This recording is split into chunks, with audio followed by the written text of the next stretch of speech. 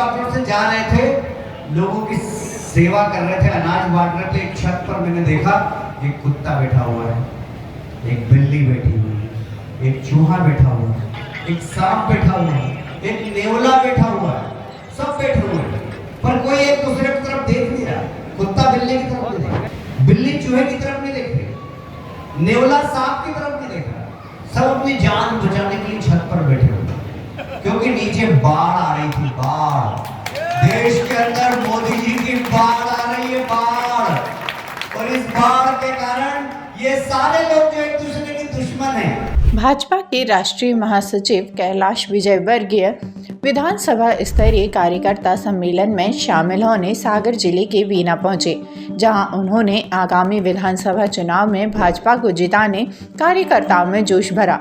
वहीं 2024 के लोकसभा चुनाव को लेकर एकजुट हुए विपक्ष के गठबंधन पर भी उन्होंने निशाना साधा। विपक्ष की तुलना कुत्ता बिल्ली चूहा सांप नेवला से करते हुए कहा कि इस समय देश में मोदी जी की बाढ़ आई हुई है, इसलिए एक दूसरे के दुश्मन दिल्ली में गलवैया कर एकजुट हो रहे हैं। कैलाश विजयवर्गीय ने संबोधित करते हुए कहा कि बंगाल में जो एक दूसरे के लिए पंचायत चुनाव में मार रहे थे, वहीं दिल्ली में आकर एकजुट हो गए।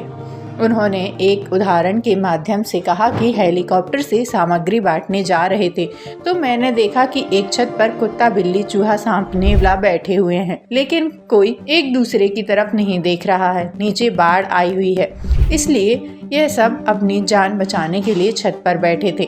इस समय देश में मोदी जी की बाढ़ आई हुई है।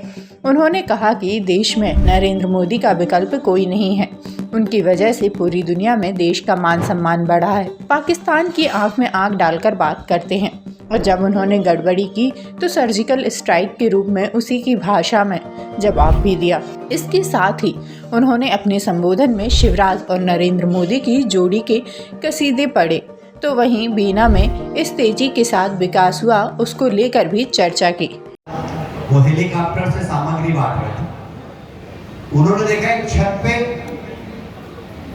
क्योंकि जिस तरीके के बेमेल राजनीतिक दलों का गठबंधन हुआ है मोदी जी के खिलाफ, बंगाल में ममता जी, सीपीएम और कांग्रेस बिल्कुल नहीं पड़ी।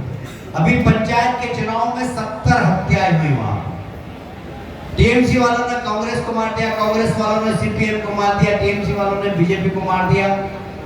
कांग्रेस के लोग भी मरे, सीपीएम के लोग भी मरे। बंगाल में आपस में ममता जी, कांग्रेस और सीपीएम सब झगड़ रहे हैं, पर दिल्ली में आकर गठबंधन कर रहे हैं क्योंकि मोदी जी के खिलाफ। तो मुझे एक किस्सा बन रहा है कि हम हेलीकॉप्टर से जा रहे थे, लोगों की सेवा कर रहे थे, अनाज बांट रहे थे। एक छत पर मैंने देखा एक कुत्ता बैठा हुआ है, एक बिल्ली बैठी हुई है, एक चूहा बैठा हुआ है, एक सांप बैठा हुआ है, एक नेवला बैठा हुआ है, सब बैठे हुए हैं, पर कोई एक दूसरे की तरफ देख नहीं रहा।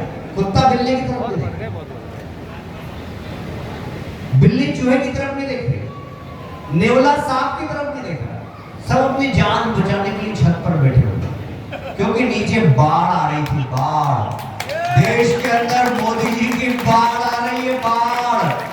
और इस बाढ़ के कारण ये सारे लोग जो एक दूसरे के दुश्मन हैं, आज गलवैया बढ़ाकर मोदी जी के खिलाफ एकजुट हो रहे हैं। मैं आपसे पूछना चाहता हूं, ऐसा प्रधानमंत्री जो पिछले 25 साल में एक दिन की छुट्टी नहीं मनाया, ऐसा प्रधानमंत्री जो दिवाली अपने घर में नहीं सैनिकों के बीच में जाकर मनाए, उनको अपना परिवार बनाए, ऐसा प्रधानमंत्री जो कहता है पाकिस्तान से आंख में आंख डाल के बात करूंगा, और जब उसने गड़बड़ करी तो सर्जिकल स्ट्राइक करके उसको जवाब दे दिया उसकी भाषा में। ऐसा प्रधानमंत्री।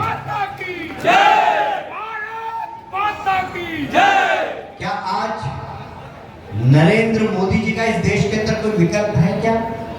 पूछना चाहता। आज देश को नरेंद्र मोदी जी की आवश्यकता, क्योंकि देश का मान सम्मान उन्होंने दुनिया के अंदर बढ़ाया।